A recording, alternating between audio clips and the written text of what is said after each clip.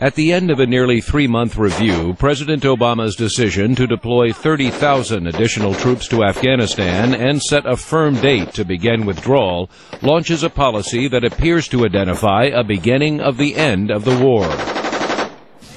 So taken together, these additional American and international troops will allow us to accelerate handing over responsibility to Afghan forces and allow us to begin the transfer of our forces out of Afghanistan in July of 2011. In his speech, the president mapped out an exit strategy so U.S. and NATO forces can, in 18 months, begin to hand over security to Afghan forces. However, a short timetable could feed long-standing concerns in Afghanistan and Pakistan that the U.S. will abandon the region, as it did in 1989 when the Soviets retreated from Afghanistan. Frederick Kagan is a military historian at the American Enterprise Institute. The announcement of a timeline, unfortunately, really reinforces a damaging narrative within the region about our lack of staying power.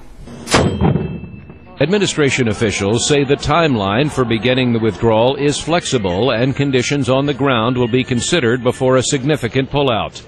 Some analysts say it is a signal to the Afghan government that the U.S. will not be in the country for decades to come. Anthony Cordesman is with the Center for Strategic and International Studies.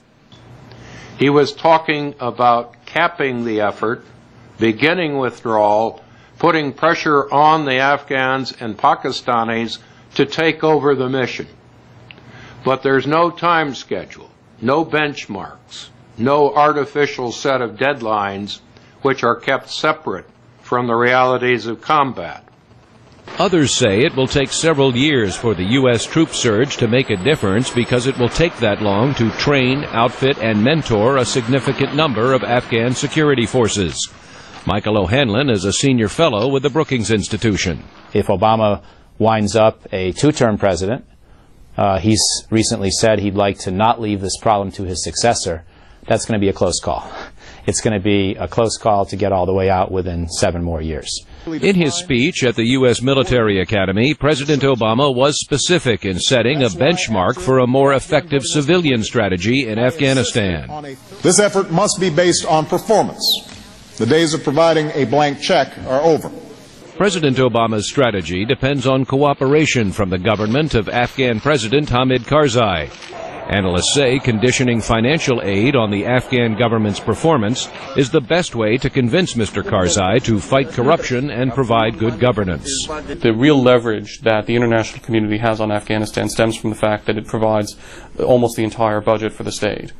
And we have not used that leverage intelligently in the past. Partnership with Pakistan is the third major element of President Obama's strategy. Al-Qaeda and Taliban leaders are said to be hiding in Pakistan. We will strengthen Pakistan's capacity to target those groups that threaten our countries and have made it clear that we cannot tolerate a safe haven for terrorists whose location is known and whose intentions are clear. Pakistani officials have reacted cautiously to the troop surge and exit strategy. Additional U.S. soldiers will begin deploying to Afghanistan before the end of this month. Administration officials say all should be in place by the middle of next year. Meredith Buell, VOA News, Washington.